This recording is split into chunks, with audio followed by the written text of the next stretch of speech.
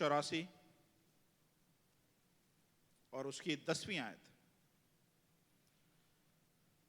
इसमें लिखा है कुछ इस तरह से, क्योंकि तेरी बारगाहों में एक दिन 1000 से बेहतर है। क्या लिखा हुआ है? तेरी बारगाहों में एक दिन 1000 से बेहतर है। मैं अपने खुदा के घर का दरबान होना शरारत के खेमों में बसने से ज्यादा पसंद करूंगा। कितने लोगों की ये दिल की आवाज है कि वो खुदा के घर के दरबान बनना चाहते हैं? हालेलुया। हाथ उठाने वाले बहुत हैं, लेकिन जब आपको अच्छी जगह की ऑफर होगी आप दरबानशिप छोड़ देंगे, चले जाएंगे, और आप वो जगह आप लोगों के लिए ज्यादा शायद अट्रैक्टिव हो। लेकिन खुदा का कलाम क्या बोल रहा है? ये दाऊद बोल रहा है कि मैं, वो बादशाह था, बादशाह होने के बावजूद वो क्या बोल रहा है? मेरे लिए ज्यादा खुशी और ऑनर की बात है कि मैं खुदा के घर का दरबान हूं, बनिस्बत इसके कि मैं किसी शाही तख्त पे बैठूं। हालेलुया। मैं नॉर्मली जब सरमन देता हूं या मैसेज देता हूं तो मेरे बहुत सारे डिफरेंट टॉपिक्स होते हैं और बहुत सारे मुख्तलिफ किस्म के मैसेजेस होते हैं। आज इस तरह का कोई भी मैसेज मैं आप लोगों के साथ नहीं शेयर कर रहा हूं, बल्कि मैं दोबारा से एक ABCD की तरफ जा रहा हूं, दोबारा से उस कायदे की तरफ जा रहा हूं, और आपसे कुछ चीज़ें सिर्फ मैं मुख्तसरन शेयर करना चाहता हूं कि चर्च क्यों इम्पोर्टेंट है। ये चर्च जिसमें हम आए हुए हैं, ये हम सब के लिए क्यों इम्पोर्टेंट है। ये हम लोग जिंदगी में आते जाते, लेकिन ये 10 महीने का जो गैप आया है, शायद मुझे नहीं पता आप लोगों ने कितना इस चीज़ को रियलाइज़ किया है, लेकिन मैंने बहुत रियलाइज़ किया है कि खुदा के घर में आना कितना इम्पोर्टेंट है। और मैं चाहता हूँ जो कुछ खुदा ने मेरे दिल में डाला है मैं आपके साथ शेयर करना चाहता हूँ। हालेलुया। 1889 1889 तकरीबन 130 साल पहले की बात है। एक शख्स था, उसके जहन में एक आइडिया आया, और वो आइडिया उसके पास ऐसा आया कि वो ऐसा कुछ बनाना चाहता था जिसको देखने के लिए दुनिया मुख्तलिफ जगहों से आए और उस जगह पे जमा हो। लोगों ने उसका बड़ा मजाक उड़ाया, लेकिन उसको पता था वो क्या बना रहा है, क्या बनाना चाहता है। किसी को नहीं पता था, लेकिन उसको पता था।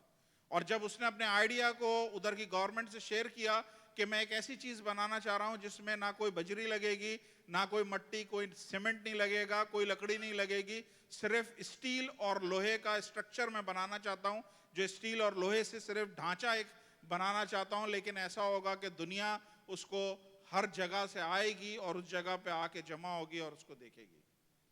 लोगों ने उस बात का बड़ा मजाक उड़ाया। मैं उसका नाम भी आपको बताता हूं, दूसरा नाम मैं नहीं बताऊंगा, उसका दूसरा नाम मैं बाद में बताऊंगा। उसका नाम है गुस्टेव। ये 1889 की बात है, जब उसने एक स्टील का एक बहुत बड़ा स्ट्रक्चर बनाया, एक बहुत बड़ा ऐसा आलीशान सा ढांचा बनाया, बहुत ऊंचा और बहुत अजीमुल शान। और जब वो बन गया तो हकीकतन जो उसने बोला था एग्जैक्टली वैसे ही हुआ, और दुनिया दूर दूर से सिर्फ उसको आके देखने लगी, उसके गिर्द जमा होने लगी। और आप सब शायद ये नहीं जानते, किसी जमाने में वो दुनिया के 7 अजूबों में भी शुमार हो चुका है। अब मैं उसका नाम बताता हूं, उसे कहते हैं एफिल टावर। कोई बजरी, कोई सीमेंट नहीं है, कोई लकड़ी इसमें नहीं लगी है, सिर्फ स्टील और लोहा लगा हुआ है, और एक ढांचे की तरह वो खड़ा हुआ है। लेकिन वो दुनिया के लिए एक अजूबा था, और सारी दुनिया से वहां पे लोग जमा होते थे और उसको देखते थे और उसके साथ तस्वीरें खिंचाते थे। आज दिन तक वो वहां पे मौजूद है। हालेलुया। जब खुदा ये दुनिया बना रहा था तो खुदा ने ये दुनिया किस तरह बनाई है, किसी को पता है? खुदा ने ये दुनिया अपने कलाम से बनाई है। और खुदा का कलाम कौन है? खुदा का कलाम कौन है? यीशु मसीह है। तो इसका मतलब ये है कि ये दुनिया का आर्किटेक्ट, ये दुनिया को बनाने वाला कौन है? खुदावंद यीशु मसीह है। हालेलुया। और ये यीशु मसीह ने एक दिन पतरस के सामने बोला, मैं इस पत्थर पे अपनी कलीसिया बनाऊंगा और आलम अरवा के दरवाजे इस पर गालिब नहीं आएंगे। I will build my church. वो शख्स जिसने इस दुनिया को बिल्ड किया, वो शख्स जिसने इस दुनिया को ताना, इस दुनिया को डिजाइन किया, वो एक दिन आके पतरस के सामने बोलता है, I will build my church. मैं इस कलीसिया को मैं खुद बनाऊंगा, और इस तरह से बनाऊंगा कि आलम अरवा के दरवाजे उस पर गालिब नहीं आएंगे, यानी गेट्स ऑफ हेल इंग्लिश में लिखा है gates of hell will not prevail, यानी कोई भी इब्लीस की कुव्वतें उस पे हावी नहीं आएंगी। हालेलुया। उसको बनाने का मकसद खुदावंद यीशु मसीह का सिर्फ एक ही था। जिस तरह वो एफिल टावर बनाने वाले का नाम मैंने बताया नहीं आपको, उसका नाम है गुस्टेव एफिल। गुस्टेव एफिल, गुस्टेव एफिल का आइडिया खुदावंद यीशु मसीह से ही उसने लिया था। और उसका आइडिया यह था कि जब मैं ऐसी चीज बनाऊंगा लोग एक जगह आके जमा होंगे। 130 साल गुजर गए इस बात को, लोग वहां पे आके जमा होते जरूर हैं, तस्वीरें जरूर खिंचाते हैं, लेकिन गुस्टेव का नाम कोई भी नहीं जानता, कोई भी नहीं जानता। उसका एक काम तो हो गया कि लोग वहां पे जमा होने लग गए। लेकिन एक चीज मैं बता रहा हूं कि वो आर्किटेक्ट जिसने हजारों साल पहले इस कायनात को ताना, इस कायनात का डिजाइन किया, वो आर्किटेक्ट जिसने बोला कि अपनी कलीसिया को वो खुद बनाएगा, उसने जब बनाया तो उसने भी इसी मकसद के लिए बनाया था कि उसके लोग दूर दूर से आके उस जगह पे जमा हो। हालेलुया। और हम देख रहे हैं 2000 साल से गुस्तेव का नाम शायद कोई भी नहीं जानता, कोई भी नहीं जानता, लेकिन जितनी भी कलीसियाएं अब तक बनी हैं वहां पे लोग आसपास दूर और नजदीक से जमा होते हैं और एक ही नाम को ऊंचा उठाते हैं, और वो नाम है यीशु मसीह नासरी का नाम। खुदावंद यीशु मसीह का नाम उस जगह पे कलीसिया बनाने का मकसद उसका यही था कि लोग दूर और नजदीक से जमा हो, और जब वो जमा हो तो वहां पे यीशु नाम को ऊंचा उठाया जाए, वो खुदा की कुदरत को देखें, वो खुदा के जलाल को देखें, खुदा की शान को देखें कि खुदा किस तरह से अपनी कलीसिया में अपने लोगों में रह के काम करता है। ये बात किसने बोली है? खुदावंद यीशु मसीह ने। हजारों साल, तकरीबन 2000 साल पहले खुदावंद यीशु मसीह ने ये बात बोली है। खुदावंद यीशु मसीह ने जब ये कलीसिया बनाई थी, या खुदा ने जब ये कलीसिया बनाई थी, तो इस कलीसिया में कोई पॉलिटिक्स नहीं थी, किसी किस्म की कोई पॉलिटिक्स खुदा ने उस कलीसिया में नहीं रखी थी। लेकिन जैसे जैसे कलीसिया, जैसे जैसे चर्च दुनिया में घुसना शुरू हुआ, जैसे जैसे चर्च दुनिया में एंटर होना शुरू हुआ, ऐसे ऐसे दुनिया भी चर्च में एंटर होना शुरू हो गई। हालेलुया। समझ आ रही है नहीं आ रही है? खुदा ने जब ओरिजिनली बनाया था चर्च बिल्कुल पाक साफ था, बिल्कुल पाक साफ था। लेकिन जैसे जैसे ये चर्च दुनिया में अंदर जाता गया, दुनिया में एंटर होता चला गया, ऐसे ऐसे दुनिया भी इस चर्च में एंटर होती गई। लेकिन मैं एक बात जानता हूं, भले कितनी भी आज चर्च में पॉलिटिक्स है, भले कितने भी लोग सताए हुए हैं चर्चों से या पास्टरों से या लोकल पास्टरों से या लीडरों से, भले कुछ भी आज कलीसिया का हाल है, कोई सा भी हाल है, चर्च इज स्टिल ग्रोइंग। क्योंकि खुदावंद यीशु मसीह ने बोला था ये चर्च मैं बनाऊंगा, और मैं जिसको बनाऊंगा वो बढ़ेगा, वो चलेगा, और वो हमेशा कायम रहेगा। हालेलुया। कितने लोग ईमान रखते हैं? हालेलुया। मैं आज आपको एक खास बात बताना चाह रहा हूं। पहले मैं समझता था सर्वेंट्स ऑफ गॉड चर्च जो है ये हमारा चर्च है, ये ना मेरा चर्च है, ना हमारा चर्च है, ना आपका चर्च है। ये चर्च खुदावंद यीशु मसीह का है, जिसने इसको बनाया है, जिसने इसकी बुनियाद रखी है, वो इसका मालिक है, वो इसको बनाने वाला है। और उसने क्या बोला था? I will build. I will का मतलब है मैं इस कलीसिया पे बनाऊंगा। इसका मतलब ये है कि ये एक आने वाली बात की बात बोल रहा है जो होगी। तो इसका मतलब ये है कि हर एक कलीसिया जो इस दुनिया में जन्म ले रही है, खुदावंद यीशु मसीह उसका बिल्डर है, और वो उसको बनाएगा और वो बनाएगा और बनाएगा, और वो कलीसिया बढ़ेगी। Hallelujah, hallelujah. क्योंकि बनाने वाला कौन है? खुदावंद यीशु मसीह है, जिसने कायनात को बनाया। उसने चर्च के बारे में बोला, ये चर्च की जब बात होगी तो मैं बनाऊंगा, कोई और नहीं बनाएगा। Hallelujah, hallelujah. Praise the Lord. खुदावंद आपको बरकत दे। अगर इफिसियों 5 बाब देखेंगे ना, तो वहां पे कलीसिया के बारे में लिखा हुआ है कि कलीसिया एक जिस्म की तरह है। कलीसिया एक जैसे जिस्म में बहुत सारे आज़ा हैं, जिस्म में बहुत सारे ऑर्गन्स हैं। इफिसियों 5 बाब में इसका जिक्र है। मैं हवाला नहीं पढ़ रहा, आप लोग 5वां बाब जरूर पढ़िएगा। इसमें सारी चीजों का जिक्र है कि कलीसिया को खुदा ने एक जिस्म से तशबीह दी है, एक जिस्म से रिप्रेजेंट किया है। और फिर उसी के बाद खुदा ने क्या बोला है? कलीसिया का सर खुदावंद यीशु मसीह है। समझ आ रही है? तो इसका मतलब यह है कि हर वो चीज जिसमें जिस्म है और हर वो चीज जिसमें सर है, वो कोई कुर्सी नहीं हो सकती, वो कोई माइक नहीं हो सकता, मतलब कोई बेजान चीज नहीं हो सकती, कोई जगह नहीं हो सकती, कोई जीती जागती जिंदा चीज है जिसके बारे में बोला जा रहा है कि उसका जिस्म भी है और उसका सर भी है। समझ आ रही है नहीं आ रही है? या मुश्किल से बात कर रहा हूं। कलीसिया को बोला है जिस्म और मसीह को क्या बोला है? उसका सर। इसका मतलब यह है कि जब हम चर्च की बात करते हैं तो चर्च कोई बेजान चीज नहीं है, चर्च कोई कुर्सी नहीं है, चर्च कोई चीज जगह का नाम नहीं है, बल्कि चर्च एक जीती जागती चीज का नाम है जिसमें जिस्म है, जिसमें ऑर्गन है, जिसमें आज़ा है और जिसका एक सर भी है। हालेलुया। आपको पता है आपका जिस्म के हर एक आज़ा जो है वो आपके दिमाग के साथ कनेक्टेड है। पता है? नहीं पता? हर एक हिस्सा, हर एक ऑर्गन जो है वो आपके जिस्म का आज़ा जो है, उसका नसें, उसका कनेक्शन आपके दिमाग के साथ है। मान लें मैंने यूं हाथ रखा हुआ है, ठीक है, मैं यूं खड़ा हुआ हूं और इधर एक कोई कीड़ा है जिसने मेरे हाथ पे काटा है, डंक मारा उसने। जैसे डंक मारा मैंने यूं हाथ हटाया, ये हुआ क्या कि जैसे ही मेरे उंगली पे काटा गया, यहां से सिग्नल मेरे दिमाग पे गए और दिमाग पे सिग्नल गए और दिमाग से हिदायत आई कि उस जगह से हाथ हटा लो। समझ आ रही है?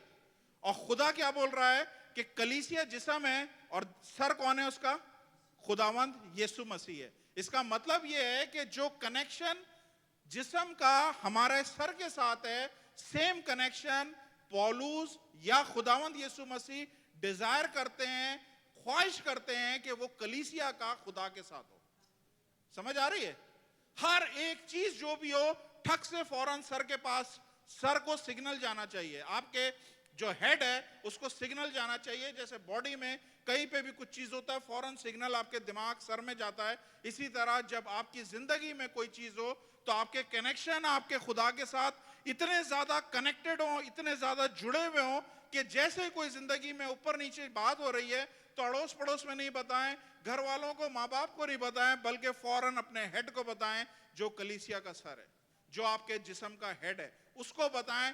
वो आपके लिए हर सब कुछ करेगा। बहुत सारी एग्जाम्पल हैं जो मैं देना चाहता हूं, मेरे पास टाइम नहीं है, लेकिन मैं आपको बता रहा हूं वो है जिसने सब कुछ बनाया है। अगर कोई चीज गड़बड़ होती है, कोई चीज खराब होती है, वही है जो उसको रिपेयर कर सकता है। डॉक्टर कुछ नहीं कर सकते। हालेलुया। समझ आ रही है नहीं आ रही है?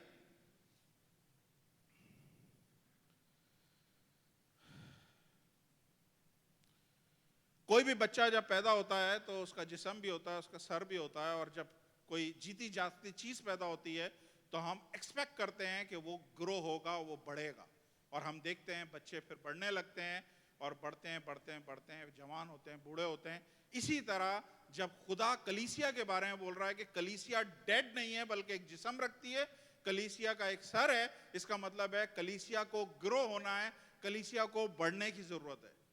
समझ आ रही है? तो जब कलीसिया बढ़ती नहीं है, कलीसिया ग्रो नहीं होती है, इसका मतलब है वो कलीसिया डेड कलीसिया होती हैं, वो बेजान कलीसिया होती हैं। आज भी दुनिया में बहुत सारे जगहों पे डेड कलीसिया हैं, डेड चर्चेस हैं। डेड चर्चेस कैसे हैं? डेड क्या होता है? डेड बॉडी क्या होती है? जिसमें कोई रूह नहीं होती है। तो आपको ऐसे चर्चेस नजर आएंगे जहां पे रूह की तहरीक नजर नहीं आएगी, रूह की मूवमेंट नजर नहीं आएगी। वहां पे लोग हाथ बांध के खड़े होंगे, वहां पे लोग किसी को आसपास देख नहीं रहे होंगे, बिल्कुल बुतों की तरह अगर आपको लोग नजर आते हैं कलीसियाओं में, इसका मतलब है वो चर्च ग्रो नहीं हो रहा है, वो चर्च एक डेड कलीसिया है। खुदावंद यीशु मसीह किसको लेने के लिए आ रहे हैं बताइए? कलीसिया को लेने आ रहे हैं। खुदावंद यीशु मसीह किसको लेने आ रहे हैं? कलीसिया को लेने आ रहे हैं।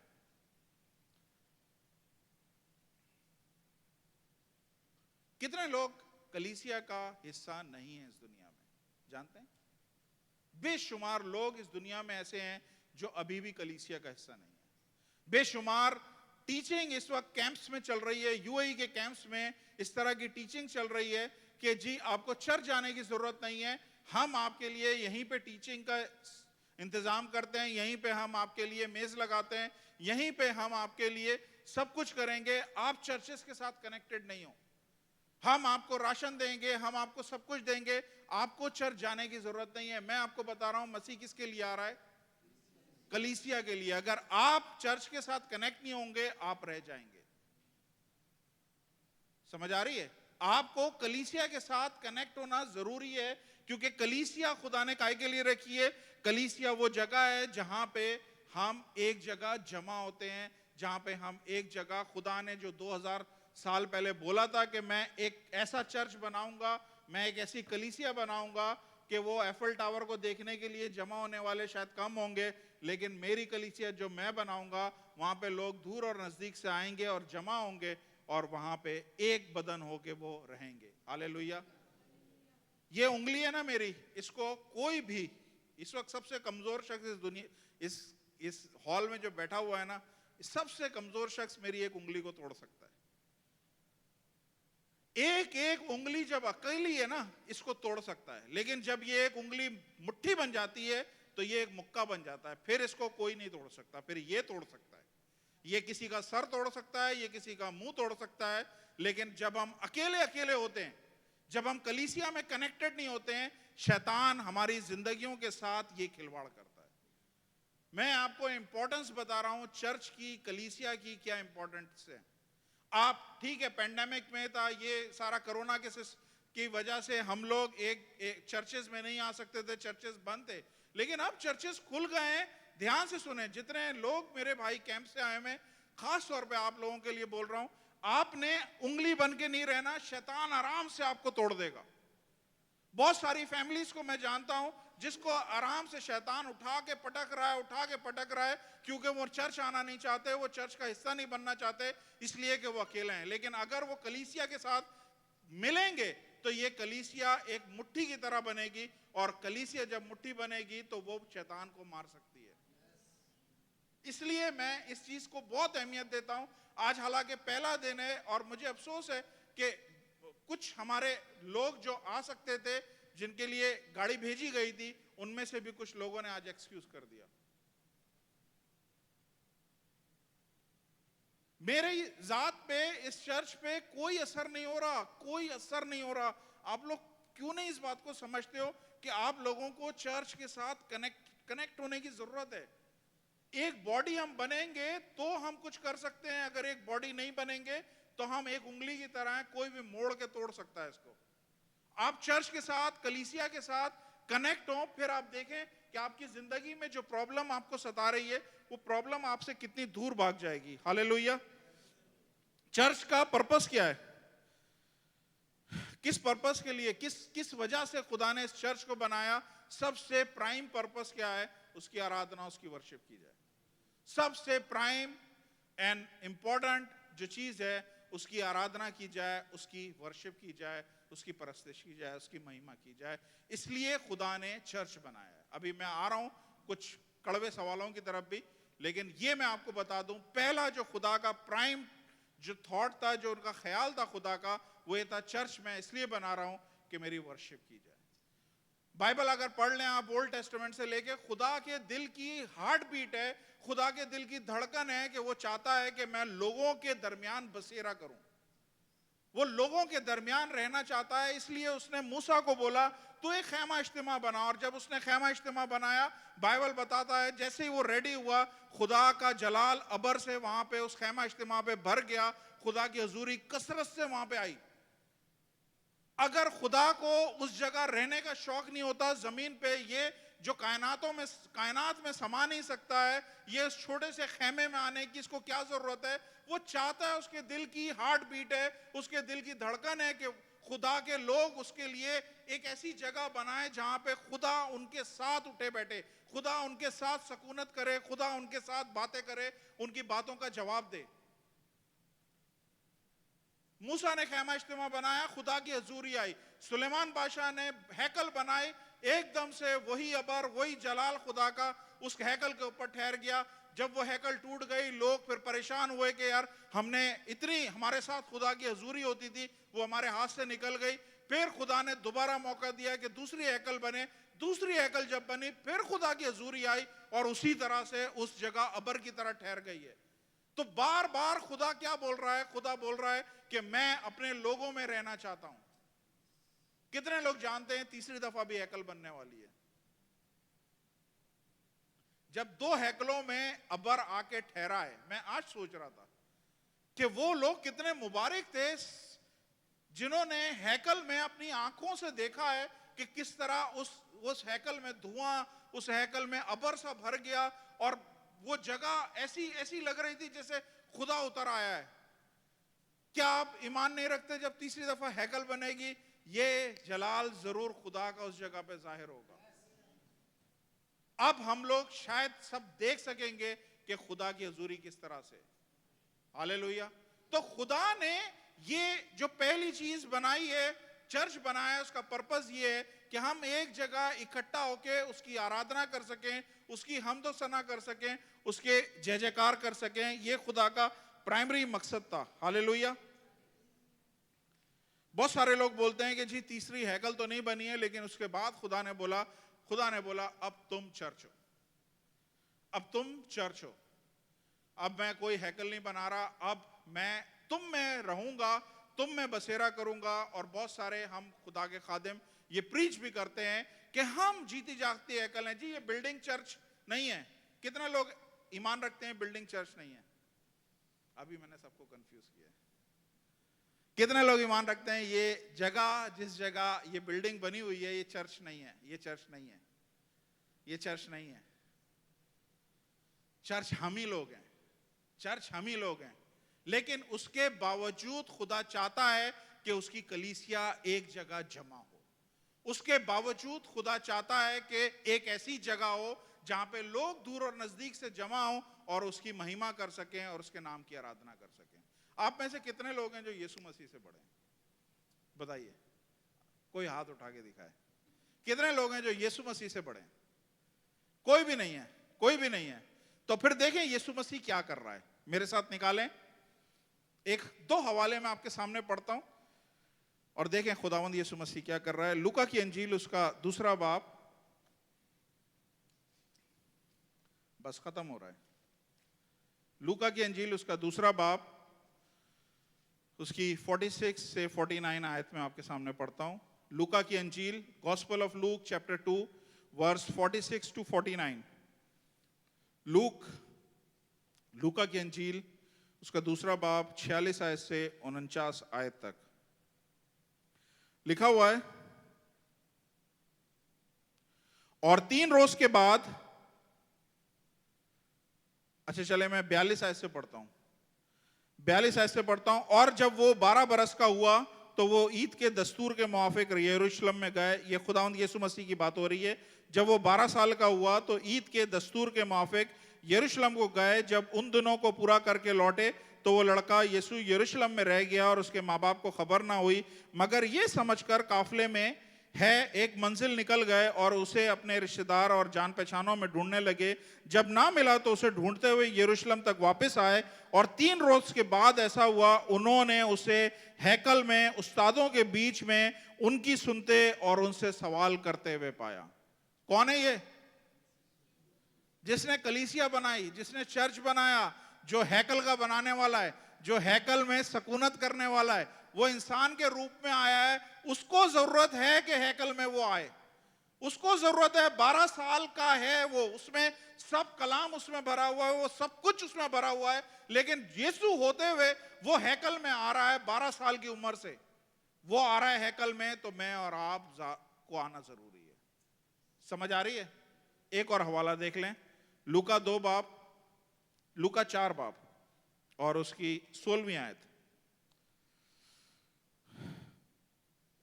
अब खुदावंद यीशु मसीह जवान हो गए, मिनिस्ट्री के दिन है, और सुन लें क्या लिखा हुआ है। और वो नासरत में आया जहां उसकी परवरिश पाई थी और अपने दस्तूर के मुआफिक, किसके मुआफिक? अपने दस्तूर के मुआफिक, यानी उसका दस्तूर था, उसका एक क्या कहते हैं उसे, कस्टम था।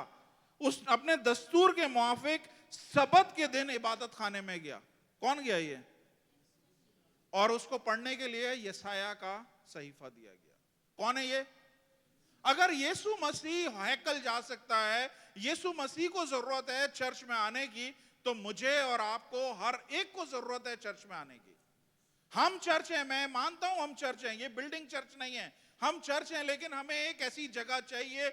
नए ऐतनामे में देखें, जगह जगह लोग कलीसिया के तौर पे जमा होते थे, इसलिए हमें एक जगह ऐसी चाहिए जहां पे हम दूर और नजदीक से जमा हो सकें और उसकी आराधना और उसकी वर्शिप कर सकें। ये खुदा ने इसलिए ये कलीसिया बनाई है। Hallelujah, hallelujah. ध्यान से सुने, आपके पास बहुत सारी चॉइसेस हैं। कपड़े खरीदने जाते हैं, ये चॉइस होती है आपके पास। लड़की पसंद करने जाते हैं, ये लड़का पसंद करने जाते हैं, ये पसंद करें, वो पसंद करें, हर किस्म की चॉइसेस आपके पास हैं। लेकिन चर्च के लिए आपके पास और कोई चॉइस नहीं है, सिर्फ एक ही चॉइस है कि आप खुदा के घर में आए। इसके अलावा और कोई चॉइस नहीं है, इसके अलावा कोई और ऑप्शन है ही नहीं आपके पास, कोई और दूसरी चीज है ही नहीं, कोई और कंपेयर करने की चीज है ही नहीं कि इसको छोड़ के इसको नहीं। चर्च के लिए कोई ऑप्शन नहीं, कोई चॉइस नहीं है, चर्च के लिए आपने आना ही आना है। हालेलुया। कितने लोग वादा करते हैं कि ये खुदा ने जब नया मौका दिया है तो हम चर्च रेगुलर आएंगे। Hallelujah, praise the Lord. खुदावंद आप लोगों के साथ हो। आपको पता है ईसीजी क्रिश्चियन सुने आपने? ईसीजी क्रिश्चियंस, ईसीजी जानते हैं? दिल की मशीन, दिल की धड़कन को चेक करने के लिए वो लगाए जाते हैं, उसको ईसीजी कहते हैं। वो दिल की रिकॉर्डिंग करती है। ऐसे ईसीजी क्रिश्चियंस होते हैं, अभी आने वाले हैं, अभी नजर आएंगे आपको क्रिसमस के दिन। वो ईसीजी क्रिश्चियंस कौन से होते हैं? ई से ईस्टर, सी से क्रिसमस और जी से गुड फ्राइडे। ये 3 दिन आते हैं सिर्फ, ईस्टर, क्रिसमस और गुड फ्राइडे। ये 3 टाइप के क्रिसमस आपको, 3 टाइप के मसीह लोग आपको ये 3 दिनों में सिर्फ नजर आएंगे। कहां से निकल के आते हैं हम लोग चर्च होते हुए, हम लोग परेशान हो जाते हैं कि यार इस इलाके में इतने लोग हैं, इस इलाके में ये लोग भी है, ये लोग भी हैं, ये लोग भी हैं। चर्च का हिस्सा बने, ईसीजी क्रिश्चियंस नहीं बने, कलीसिया का हिस्सा बने। आप खुद जानते हैं, ये मेरे साथ बच्चा बैठा है, मैं इसके साथ राब्ते में रहा हूं। बाबर इधर आना जरा 2 मिनट के लिए।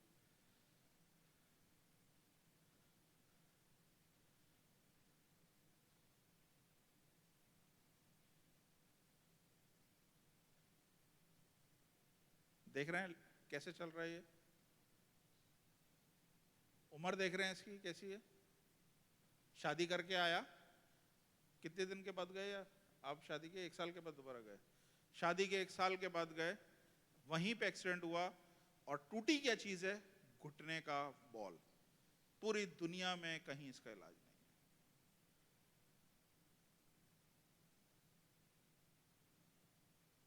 लेकिन आज खुदावंद के फजल से ये हमारे साथ है। सीढ़ियां चढ़ के आया है, सीढ़ियां चढ़ के आया है। बहुत सारे लोग जिनको कोई प्रॉब्लम नहीं है, जिनकी टांगे सही हैं, मजबूत हैं, सब कुछ सही है, वो आज अपने घरों में बैठे हुए शायद ऑनलाइन मुझे देख रहे हैं, लेकिन वो यहाँ पे नहीं है। Praise the Lord. खुदावंद आपके साथ है बेटा, फिक्र नहीं करो। Hallelujah, hallelujah, praise the Lord. तो मुझे और आपको खुदा ने काहे के लिए बुलाया है, काहे के लिए यहाँ पे जमा किया है? ताकि हम ऐसे ईसीजी क्रिश्चियंस को पकड़ के ला सकें। आपको पता है कितने लोग हैं बाहर, कितने फैमिलीज हैं बाहर जो सिर्फ क्रिसमस, ईस्टर और न्यू ईयर को आते हैं, बाकी पूरा साल उनकी जिंदगियों में तकलीफ रहेंगी, आंसू रहेंगे, लड़ाइयां रहेंगी, तलाकें रहेंगी, मौत रहेगी, मौत रहेगी, कारोबार खत्म हो जाएगा, सब कुछ हो जाएगा, लेकिन वो चर्च में नहीं आएंगे। खुदा ने मुझे और आपको बोला है कि हम उनको चर्च में लेके आए। हालेलुया। कितने लोग जिम्मेदारी लेते हैं कि अब जब खुदा ने दोबारा से अपने घर के दरवाजे खोले हैं, हमारी जिम्मेदारी है कि हम उनको लेके आए। एक इंग्लिश का गीत है, मेरी आवाज तो बहुत बुरी है लेकिन मैं आपके सामने गा देता हूं। बहुत मशहूर गीत है, मशहूर नहीं है, शायद आपने कहीं पे भी नहीं सुना हो, शायद हो सकता है आपने, आपको YouTube पे भी शायद ना मिले, लेकिन मैं एक छोटा सा गुनगुना देता हूं। एक्सक्यूज मेरी आवाज के लिए। Untold millions are still untold. Untold millions are outside the fold. सुने क्या मतलब है? ऐसे मिलियंस हैं, मिलियंस फैमिलीज और लोग ऐसे हैं जो बाहर हैं, खेमे से बाहर हैं, जो चर्च से बाहर हैं। ऐसे मिलियंस हैं जो चर्च से बाहर हैं। आगे क्या है? Who will tell them of Jesus' love? Heavenly mansions are waiting above. मतलब कौन उनको जाके बोलेगा कि खुदा का प्यार क्या है उनके लिए? क्यों? क्योंकि ऊपर आसमान पे बड़ी खुदा ने उनके लिए जगहें हैं जो उनका वेट कर रही हैं। समझ आ रही है? इसलिए खुदा बोल रहा है untold millions are still untold, untold millions are still outside the fold. Jesus died on Calvary to save each one from sin. Now he calls you and me to go and bring them in. समझ आई? खुदा मुझे और आपको call कर रहा है कि जाओ उनको लेके आओ अंदर। हालेलुया।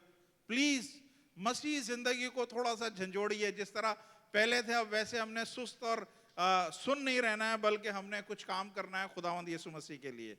खत्म। मेरा लास्ट पॉइंट है और मैं आपके सामने दुआ करने लगा हूं। देखें चर्च का काम क्या है। आप कभी मछली लिए? मछली खरीदी आपने खाना पकाने के लिए? सबने, मेरा ख्याल है हर एक ने मछली खाई है। मछली कैसे कैसे कैसे आप खरीदते हैं? जाके मार्केट से आप खरीदते हैं, आपको जिंदा मिलती है, मुर्दा मिलती है? मुर्दा मिलती है। 99.99% आपको मुर्दा फिश मिलती है। बहुत कम, शायद मैंने तो जिंदगी में नहीं खाया कोई मछली फड़क रही हो और मैं उसे लेके आ गया हूं, काट के ज़बह की हो और उसे पकाया हो। नहीं, बर्फ में जमी मछलियां मिलती हैं, उसे बोलते हैं फ्रेश है फ्रेश है, लेकिन मुर्दा मछलियां होती हैं। कहां पे रहती हैं? पानी में रहती हैं। जब आप वो मुर्दा मछली लेके घर में आते हैं, आप क्या करते हैं? उसको साफ करते हैं, उसको काटते हैं, उसका गंदबला साफ करते हैं और उसे धोते हैं दोबारा से। आप में से कोई बोले भाई धोने की तो जरूरत ही नहीं, पानी में से आई है, पानी से धोने की क्या जरूरत है, तो पहली धुली हुई आई है। नहीं, आपको धोने की जरूरत है। चर्च भी यही काम कर रहा है। चर्च का भी पर्पस यही है। जिस तरह मुर्दा मछलियां हम लेके आते हैं और पकाते हैं, इसी तरह खुदा ने बोला है तुम माहीगीर हो, तुम आदमगीर हो। पतरस को क्या बोला? तुम आदमगीर हो, तुम आदमियों को पकड़ो।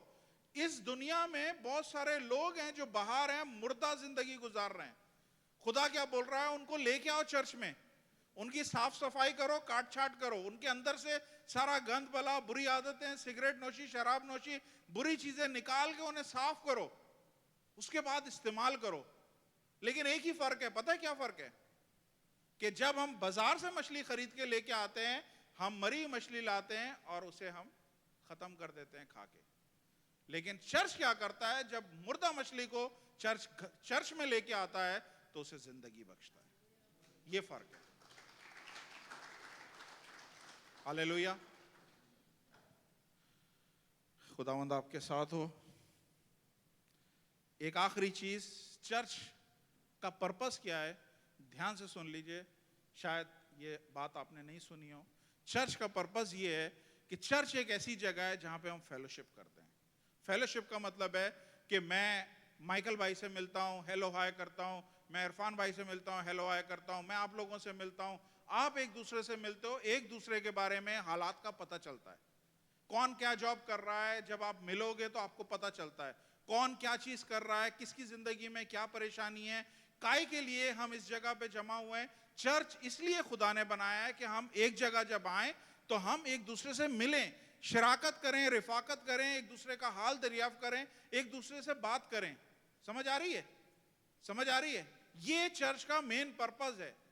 अगर आपकी जिंदगी में कोई बीमारी है ना, आप चर्च में जब रिफाकत शराकत करते हैं ना, मैं आपको बता रहा हूं 5 लोग कम से कम ऐसे होंगे जो आपके साथ खड़े होकर आपकी बीमारी से शिफा की दुआ करेंगे। चर्च अगर आप आएंगे, रिफाकत शराकत करेंगे, तो यह फायदा है कि आपके साथ चर्च खड़ा होगा और आपकी शिफा के लिए दुआ कर रहा होगा। समझ आ रही है? सुन रहे हैं सारे कैंप वाले? ध्यान से सुनिए। आप लोग बहुत सारे, क्या होता है, जैसे इबादत खत्म होती है सब बाहर निकल जाते हैं, कोई किसी से मिलता नहीं है। चर्च का मेन पर्पस ये है कि हम नेटवर्क एक दूसरे के साथ मिलाएं। हम एक दूसरे के साथ मोबाइल का नेटवर्क नहीं मिलाएं, हम एक दूसरे के साथ अपने ताल्लुकात का नेटवर्क मिलाएं। कोई अगर बेरोजगार है, अगर चर्च में पता चलता है कोई बेरोजगार है, तो 4 बंदे बोलेंगे मेरी कंपनी में नौकरी की जगह है, मेरी कंपनी में ये जगह है, इसको यहां भेज दो। चर्च का ये फायदा होता है। आप अगर परेशान हैं, किसी परेशानी के सबब से आपके जिंदगी प्रॉब्लम में, चर्च में आए, चर्च में डिस्कस करें, आपकी परेशानी का हल लेके 10 लोग बैठे होंगे। समझ आ रही है नहीं आ रही है? तो चर्च इसलिए भी है कि यहां पे हम फेलोशिप करते हैं, हम एक दूसरे से रिफाकत शराकत करते हैं और एक दूसरे का हाल परेशानी दरियाफ्त करते हैं और एक दूसरे का सद्भाव करते हैं, एक दूसरे के लिए सोल्यूशन करते हैं। आइंदा आपकी जिंदगी में कोई प्रॉब्लम हो, किसी और से कहने की जरूरत नहीं है, आप चर्च में लेके आए। चर्च में बोले, मैं आपको बता रहा हूं कम से कम 40-50 लोग इस चर्च में से आपको ऐसे मिलेंगे जो आपके लिए डेली प्रेयर करेंगे। 40-50 लोग आपके लिए ऐसे मिलेंगे जो आपके लिए जॉब की तलाश करेंगे। आप अकेले नहीं रहोगे। इसलिए खुदा ने क्या बोला है, चर्च जरूरी है ताकि हम एक जगह जमा हो। हालेलुया। अपनी जगहों पे खड़े हो जाएं। कोई प्रेयर रिक्वेस्ट अगर ऑनलाइन है या आप लोगों की है, मैं सबके लिए दुआ कर रहा हूं, लेकिन अगर कोई ऑनलाइन प्रेयर रिक्वेस्ट है तो मैं उसके लिए भी दुआ करना चाहता हूं। हालेलुया। खुदावंद आसमानी बाप, हम तहे दिल से शुक्रगुजार हैं खुदावंद इस बड़ी अपॉर्चुनिटी के लिए, जिसका ना मैंने कभी सोचा था, ना कभी मैंने सपने में सोचा था, ना कभी मैंने ख्वाहिश की थी खुदावंद कि आप मुझे ये चर्च दोगे, मुझे ये हॉल दोगे। ना मैंने किसी से मांगा था खुदावंद कि ये हॉल मुझे मिल जाए। खुदावंद ये सिर्फ और सिर्फ खुदावंद आपका फजल है मेरी जिंदगी के ऊपर कि आपने मुझे वो हॉल दिया और मैं ईमान रखता हूँ खुदावंद ये छोटा मोटा नहीं है, ये बहुत बड़ा डोर दरवाजा नहीं है, गेट है जो आपने खुदावंद इस कलीसिया के लिए खोला है। और मैं ईमान रखता हूं खुदावंद मिलियंस के तादाद में लोग खुदावंद बहुत जल्द हम अपनी रूहानी आंखों से देख रहे हैं खुदावंद कि ये हॉल फिल हो रहा है खुदावंद। जगहें बैठने के लिए नहीं होंगी खुदावंद, ये आप इस जगह पे करने वाले हो खुदावंद। आपका शुक्र अदा करते हैं खुदावंद। हम 10 महीने के बाद जब इस जगह जमा हुए हैं, हमारे दिल इस बात से खुशी से सरशार हैं खुदावंद कि आपने हम सब के लिए क्या क्या किया है खुदावंद। ऐ बाप, हमें एहसास हुआ है चर्च क्या चीज है, कितना इंपॉर्टेंट है हमारी जिंदगी के लिए खुदावंद। अफसोस उन लोगों के ऊपर है जो ऑनलाइन हमें देख रहे होते हैं, इस इलाके में, इस मोहल्ले में और इस मुल्क में रहते हुए खुदावंद वो आ नहीं सकते हैं। हालेलुया खुदावंद, मैं उन सब के लिए माफी चाहता हूं, मैं उन सब के लिए खुदावंद माफी चाहता हूं। खुदावंद माफ कीजिए, अपना रहम और करम उन लोगों की जिंदगी पे कीजिए खुदावंद। है बाप, आप उनको माफ कीजिए और उन्हें फजल बख्शिए कि वो उंगली बन के रहेंगे तो टूट जाएंगे, लेकिन अगर वो मुट्ठी बन के कलीसिया के साथ जुड़ेंगे तो जोरावर होंगे और दुश्मन का मुंह तोड़ सकते हैं। आसमानी बाप, मैं सबके लिए दुआ करता हूं खुदावंद, एक एक को छूइएगा। जितने लोग यहाँ पे भाई बहन फैमिलीज जमा हुई हैं खुदावंद, ये आधे हॉल से ज्यादा इस वक्त हम लोग यहाँ पे जमा है खुदावंद, मैं आपका शुक्र अदा करता हूँ यीशु के नाम से खुदावंद। है बाप, सबके लिए मैं बरकत चाहता हूँ। आज पहला दिन है खुदावंद, जिस तरह से ये लोग आए उस तरह से वापस ना जाएं, बल्कि खुदावंद एक नई आग, एक नई फायर लेके यहाँ से जाने वाले हों खुदावंद। आपके नाम का प्रचार करने वाले हों अपने साथ खुदावंद। बेशुमार वो लोग जो खुदावंद मिलियंस की तादाद में अभी भी बाहर हैं खुदावंद, उनको अंदर लाने वाले हों। आसमानी बाप, आपका शुक्र करता हूँ। हालेलुया खुदावंद। जितने ऑनलाइन देख रहे हैं, यीशु मसीह नासरी एक एक को छूइएगा खुदावंद। हर एक को खुदावंद है बाप आजाद कीजिए खुदावंद। हर एक को एहसास दिलाइए कि चर्च कितना इंपॉर्टेंट है, उनकी जिंदगी में चर्च की क्या अहमियत है, क्या खुदा की हार्ट बीट है कि वो चाहता है कि चर्च में मेरे लोग मेरे घर में आए और मैं उन लोगों की जिंदगियों से उनकी परेशानियों को दूर करूं, उनको ब्लेस करूं, उनको बरकत दूं खुदावंद। आसमानी बाप, मैं इन सब के लिए आपकी बरकत चाहता हूं खुदावंद। अपने लोगों पे अपना खास फजल रखिए, यीशु के नाम से मांगता हूं, आमीन आमीन आमीन।